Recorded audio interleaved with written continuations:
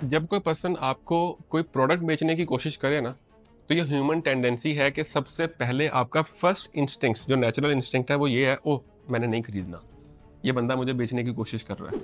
Imagine करें आपके घर में कोई बंदा ब्लेंडर बेचने के लिए आ जाए, सबसे पहले आपका इंस्टिंक्ट क्या होगा, यार मेरे पास ऑलरेडी है, मैं क्यों खरीदूं, ये तो मुझे बेचने के लिए आ गया। ये आपका नेचुरल इंस्टिंक्ट है।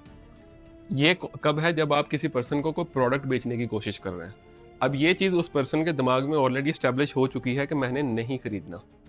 अब आप उसको उसके फीचर गिनवाने की कोशिश करते हैं और आप उसका ब्रेन चेंज करने की कोशिश कर रहे हैं टेक्निकली, जो कि उसका डिसीजन ऑलरेडी बन चुका है।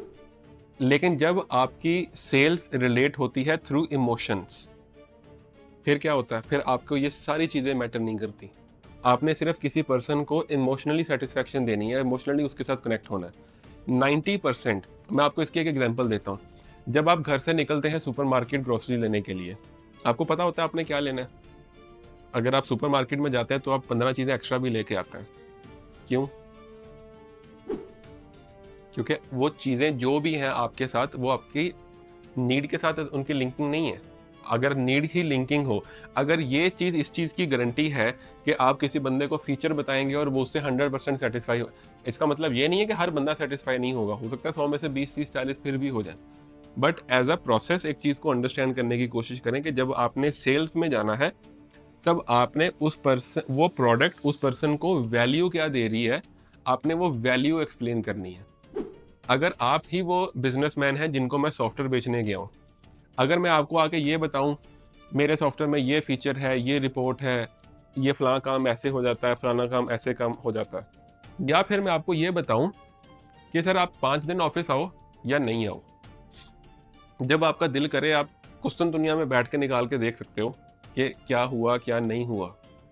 कुछ चीज़ के चांसेस ज़्यादा हैं कि आप उस चीज़ को एक्सेप्ट करोगे, क्योंकि जो चीज़ सेल्स को रिलेट करती है, डायरेक्ट करती है, वो इमोशंस है, वो इटसेल्फ फीचर नहीं होते। अगर आप किसी को ये बताने की कोशिश करो कि फॉर एग्जांपल आप ये घर देखो, इसमें इतने कमरे हैं, इतनी लाइटें हैं, इतना सब कुछ है, नहीं।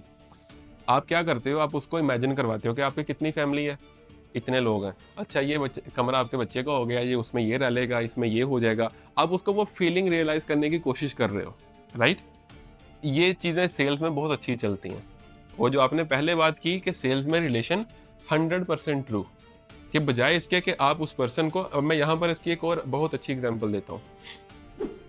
आपने किसी पर्सन के पास गए और जाके आपने उसके साथ एक रिलेशन बिल्ड किया और फिर आपने उसे बोला कि आप ये प्रोडक्ट लेनी चाहते हो, लो, नहीं लेना चाहते ना लो, नो प्रॉब्लम। लेट्स से वो पर्सन कहता है यार ये प्रोडक्ट तो मैं ऑलरेडी फलां पर्सन से ले रहा हूँ, नो प्रॉब्लम।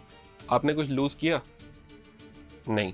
अगर कल को एक्चुअल में उस पर्सन के पास कैपेसिटी निकलेगी तो वो सेकंड प्रेफ़रेंस किसको देगा? आपको।